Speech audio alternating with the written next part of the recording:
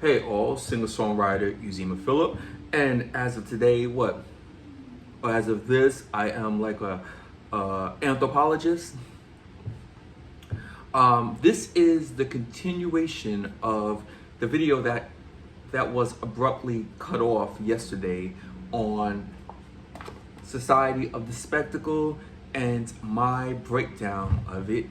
I think where I got to in that video, and I was on a roll. I got to a place where, first, to reiterate, the most important thing to understand about this theory that's very accurate as far as I can see is that our society, as it has become more industrialized, has created a separation between images and their subjects. The subject meaning the actual thing. So we think it's just like, oh, that's just a normal thing. But no, as society became more commoditized, things become commoditized. You see an acceleration of turning things into products. And the way that you turn something into a product is by separating it, cutting it off. So if it's one thing, turn it into two. We see this all of the time on the internet, on YouTube, where literally there is a commoditization farm happening where everything is being sort of analyzed, super split up. I get so sick and tired of seeing Whitney Houston videos. Whitney Houston people, please stop putting out Whitney Houston videos. The lady was one of the best singers of all time, but you are wearing her out because of this. They are separating her image from the person. We think that's a good thing. The spectacle sells it as being iconic. And here we go. This is, in the book, there's a name for this. It's called, I see if I remember. It's called Unity of Appearances and Unity and Division within appearance. Unity and division within appearance. So therefore, what that means is that one of the things that sort of doesn't make sense when you analyze pop culture is that we realize we could use the word and say it's fake, it's artificial, but then we sort of like, but it's real. That's where that comes in. So was Whitney Houston an icon? Yes. But is she an icon in this way?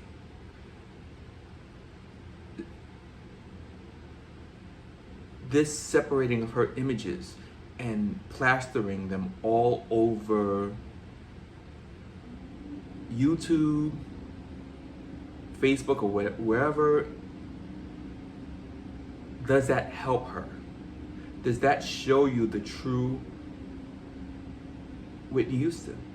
Even bigger, Tupac. Going into my story as a musician, Tupac was one of my first superheroes as a celebrity musician. I got into him probably, from his first album, Tupacalypse Now, I think, because he was with a group called Digital Underground, and they had a song called Same Song, and I love that song. I was 13 when that came out, 14, and I loved that song. I actually loved that song more than I loved Digital Underground. But that album was called The Sex Packets, I think, right? It was an EP, and that song, Same Song, was Tupac's debut, and it was from a movie called with John Candy. If you lived through the 90s, you know it. John Candy, Dan Aykroyd. I don't remember the name of the movie, but it was like a comedic kind of movie, like Doom almost.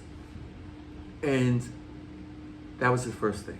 But when that album came, I was ready to buy the album because I saw the videos on Video Music Box in New York City for what's the name of that song? The first single he had might have been, what's the Soldier Story? He had Brenda Had a Baby, and Brenda Had a Baby, and maybe Soldier Story or some whatever. Oh, If My Homie Calls, When My Homie Calls.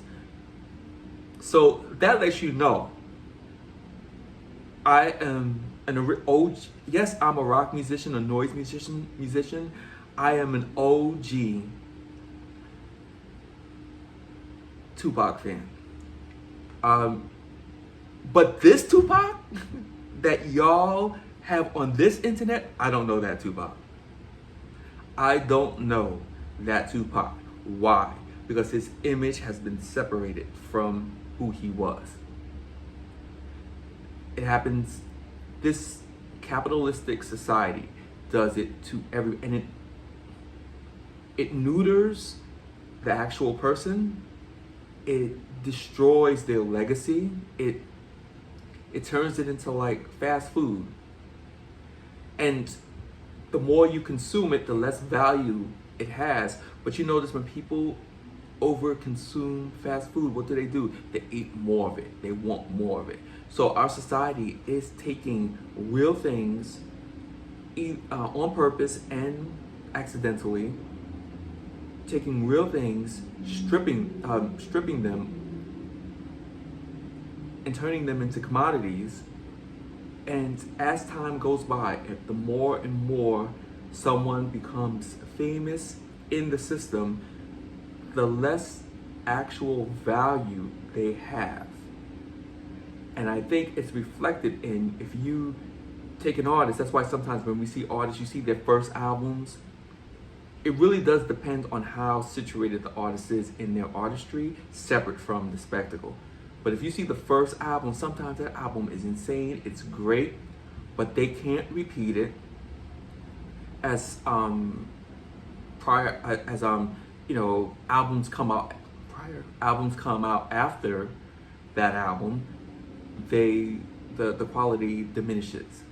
We are seeing the spectacle in work. That is a natural outcome of capitalism, and you would call it spectacular time. And this is very complicated. But what happens between commodities is, as the commodity grows in the spectacle, it fights, it campaigns, it almost becomes like a celebrity, it's the thing of the moment. Then the minute it hits that point, something else pops up and does the same thing and pushes that first thing out of the way. Now, as an artist, before you have spectacular time and historical time and the first kind of time, according to this book, which is mythical time, the mythical time is essentially where everything is united, okay? The historical time is when you have time of the working class people, essentially, the peasants, the regular folk, people. And then above them, you have the time of the ruling sort of bourgeoisie, the ruling class, the people who sort of can shape society in one direction or the other. The two times are parallel.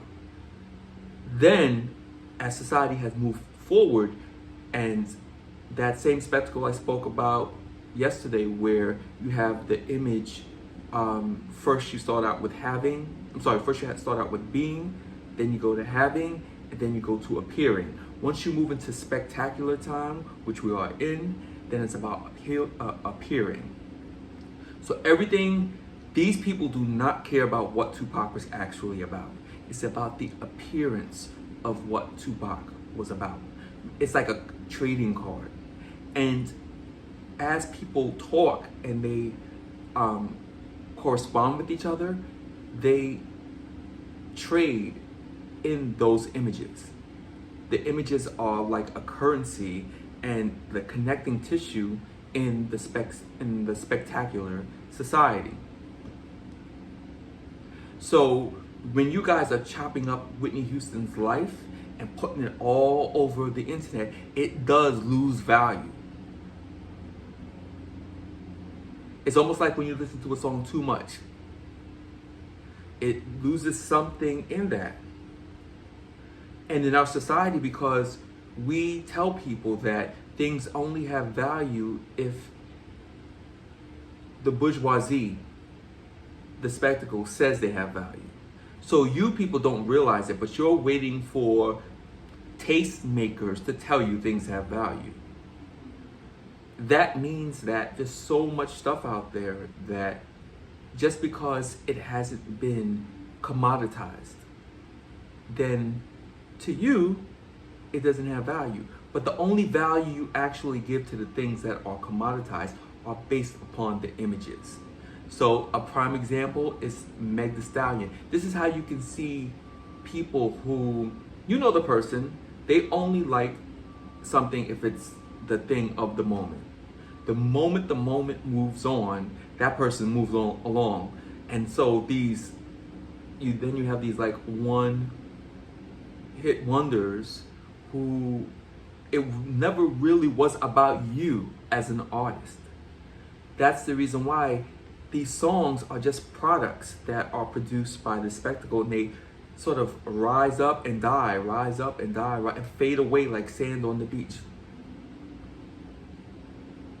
And I think in the book, he describes it as, at that time, if you go out to the suburbs, because he describes a difference between the rural areas and the cities. And the cities essentially freed people from the conditions that they lived in, the, oppressive conditions that people lived in the rural areas, where if you live in a rural area, your life is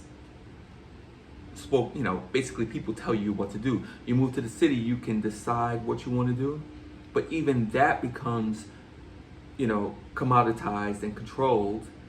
And then a segment of those people move into the middle area, which are the suburbs. And he described a scenario in the suburbs where there's vast empty land, and they build what? A Walmart in that area.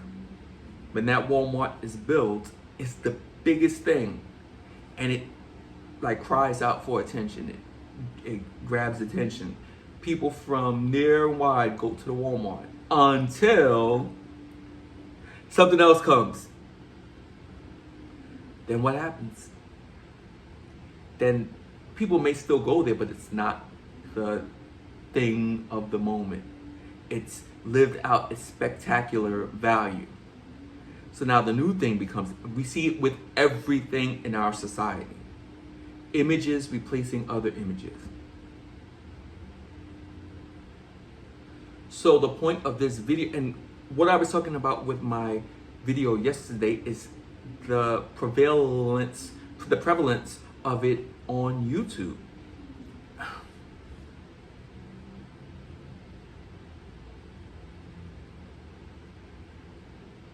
As every year goes by, people are turning YouTube and social media into even more of a representation of life as opposed to real life. And that's one aspect of the main aspect of the spectacle, is that instead of actually living life, you are watching life. You're no longer a participant, you're a spectator. And that's kind of the crime of this spectacle, is it makes you think that you're participating just by watching it. So that's why we watch, TV, YouTube, because the act of watching makes you feel like you're doing something. Now, when you bring that into the struggle against fascism, we have a problem with influencers where they grab attention by separating. dividing up the day, whatever Trump does, whatever, and they do it on their side too. Whatever he did something goofy. He did. Melania looked at him in a certain way. They're carving up time because that's like the final sort of frontier of spectacular time is carving up time.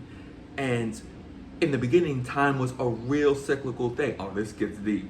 In the beginning, time was, if you were, and we all were, our ancestors were hunters and gatherers, they would start here, go there, then go there, and then go there. Why? Because this is where the berries are, the herbs are, the meat, the fish.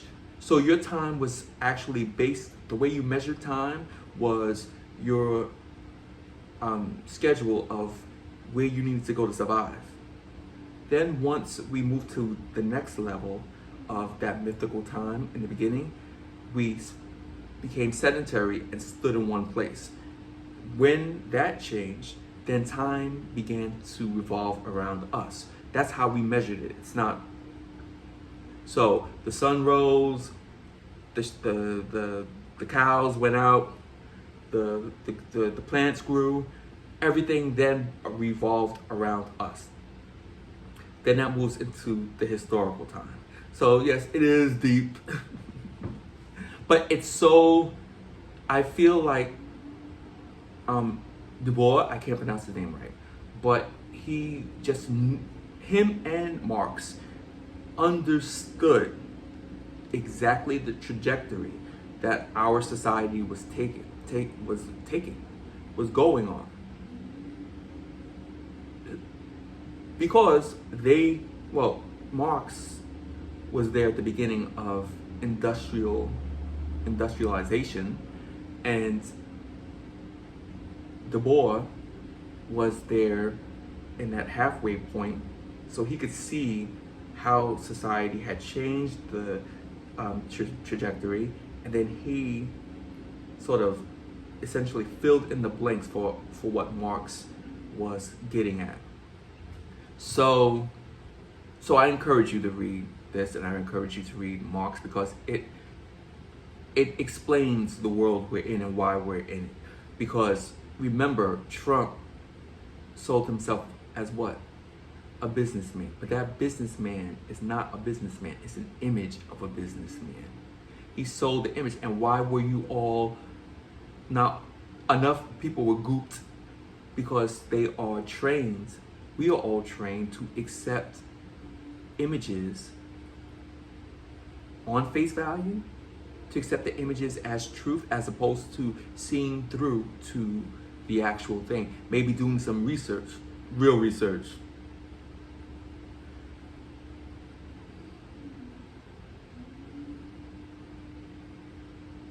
And this is the sort of solution that he gives to this problem. It is a problem.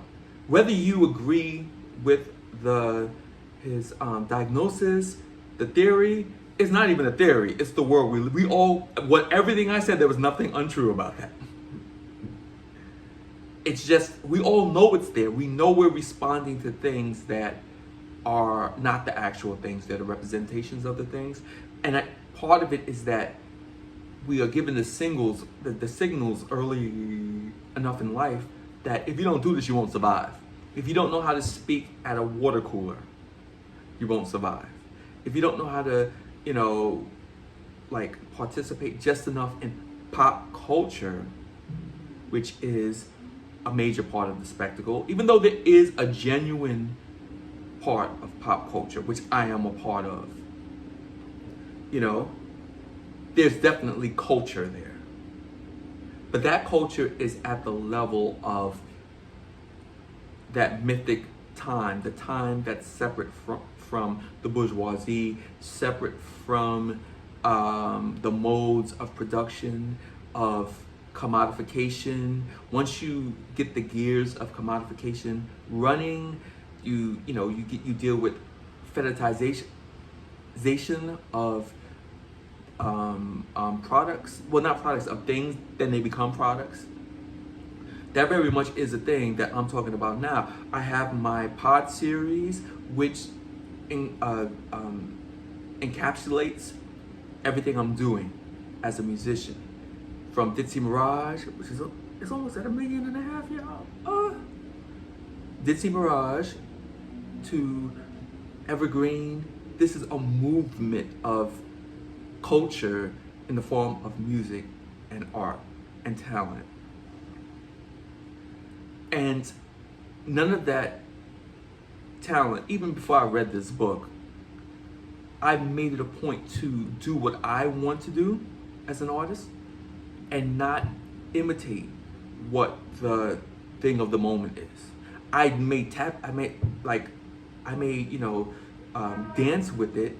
I may play with it to sort of, illuminate the situation like I'm doing on the pod series. But I'm not a servant to it. I am a free person and an artist. That's the odd thing. And because I'm going to do another video on it, this AI thing. And see, this needs to be a part of this too. So stop AI part.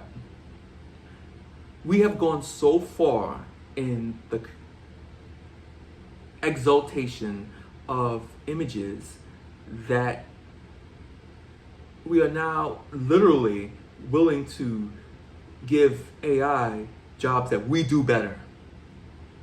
Some of y'all are out here championing music made by these approximations of human beings. No, I'm not listening to a song made by AI. And I don't want to hear your voice ran through AI. I don't want to hear your guitar run through AI. I don't want to hear your drums ran through AI. There's nothing. If you can record the drums the first time, you can re-record the drums if you need to. Why are you in this business of music if you don't want to make music? Because, and I'm segueing, there was a video of Suno, the head of Suno, talking about, well, there are musicians out there that they like making music, they just don't like the time it takes to make the music. That is peak spectacular doublespeak. Music takes time. And if you love making music, there's no way to get around it. But that capitalistic view of speeding up production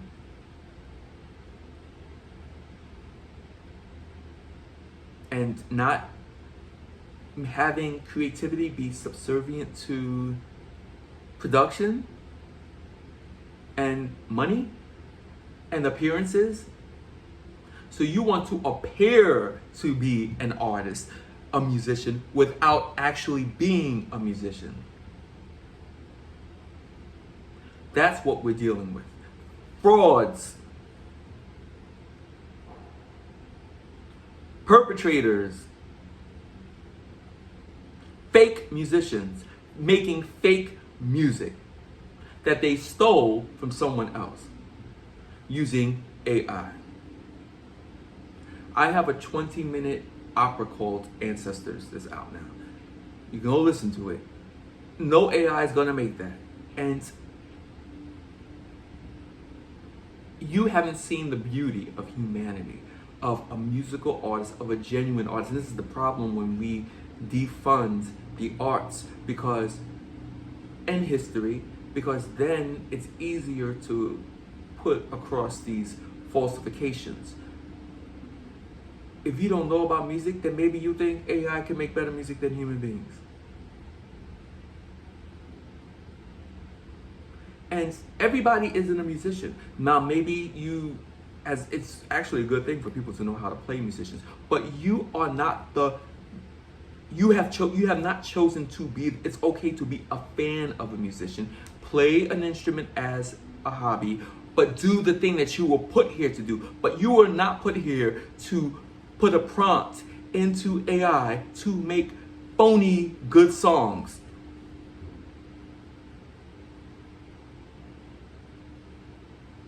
This is the spectacle writ large. He he probably imagined it. Could you think him music in the 1960s that he would think that we'd be allowing this phony intelligence to sit here and make songs that idiots are sitting around listening to like it's real music? And then you have these corrupt music industry people, Dr. Dre. Who else? Diplo. I'm calling out people, y'all. The head of the Recording Academy, I think. I forgot what his name is. The head of Berkeley College. All of these people who are supposed to be the guardians of music are betraying real music. How can a museum? How? Because a museum is where you put artifacts. But how can the leader of a school that's supposed to teach you how to play music at the highest level have a class to teach you to fabricate music? An AI class at Berkeley. Who would pay for that? I use AI a little bit on the sides around to do but not the important things. Not the thing I was put here by the universe to do. I know if the universe didn't put you here to do music, please leave.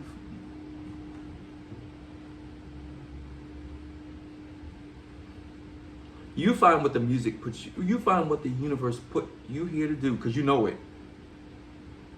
And that's another thing, but we all you could be a librarian. That's part of the spectacle, because the spectacle makes you believe that you have to be a celebrity, you have to be this in order to have value. Well, how about and then like maybe if you do something that's not as fancy, then people want the appearance of the lifestyle of the musician, but they don't want to do the music. So now they're making AI music. And you have snake oil salespeople like Dr. Dre out there telling them that's a good thing. Boy George, another one. People who won't do the vocal work to keep their voice at its apex, which you have to do as a singer. They want the appearance of being able to sing without the work of keeping your voice there. That is the devil's, what do you call it? Deal, or the devil's, deal. You've sold your soul. It's music. You want to talk about soulless music? It's literally, there is no soul. It's AI. We've all seen AI pictures. It does not have a soul. It does not have humanity in it. And it really is, if you take the AI is fascism.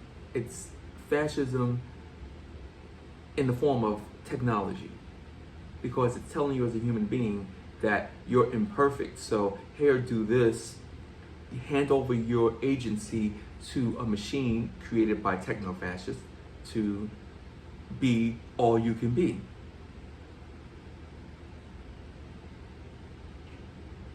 The appearance. Fascism is very much about appearance. Now we can shift over from AI to fascism. It's the separation of the subject and the appearance of the subject. So we have someone who was a 31-time felon, or 32, who is saying he is the law and order president. But he also, when asked, this doesn't make any sense, says, well, I am law and order, which is ridiculous. It's propaganda. It's the appearance of it without the actual thing. So in the spectacle, like I said in the first video, you have the two types of spectacles: diffuse spectacle and concentrated spectacle. And the concentrated spectacle is fascism. And although it's not, when I give you these explanations, they're from my understanding. So this is not, I am not here to just repeat something I read. I read the book, matched it up with what I already know about Marxism, matched it up with what I know about what we're dealing with right now, matched it up with what I know about fascism, because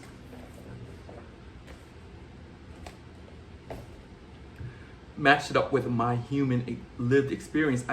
Listen, I was in the supermarket the other day chastising the manager of Whole Foods in Harlem because they had people there wearing, the security was wearing, they were wearing Make Harlem Great Again hats. Now what is that? What's happening at Whole Foods? So the reason we're in this mess is because we've become so detached from reality as a society. We've become detached from real values. We've exchanged human values for market values, spectacular values, such as in the spectacle. The values with no values. Reality television is absolutely, I think part of what led us into this place is reality television. Because I do watch a couple of shows here and there. I do find it entertaining, but I am aware that the fan bases of these shows are almost borderline primitive. They don't have emotions, they don't have empathy, they don't have the things that make you human. Those have been erased by absorbing these images and sort of living in a delusion of, okay, this is reality television, but the scenes are concocted, they're, and then the fans are reacting to those scenes like they're real, they're, there was one reality television star who, as far as the news reports are saying, she's homeless now. There was a news article about it. You read all of the comments underneath. They were reacting to this woman who, her reality is she's homeless, she's not on the show. Their reaction was as if she was still on the show. They were quoting parts from the show that totally mocked her situation. And it was like, wait, what are we doing as a pop? That's the cruelty that sort of came in parallel along with the fascism that is now running the country. So you can look at this nonsense happening, people being dragged by ICE agents out of their cars because you've been dehumanized partially by reality television, but really by this society of the spectacle. Accepting images and not the subjects. Seeing an artist who is me, how about accept me for me, not for what the system says. When you see me, this is what you expect, because it's not what you get. Because I am actually me. I'm not one of those people that the system told me, oh, Yuzima, you need to be this, you do this. Once I got agency, I said, no, this is what I want to do here, because this is what authentic to me as a human being living.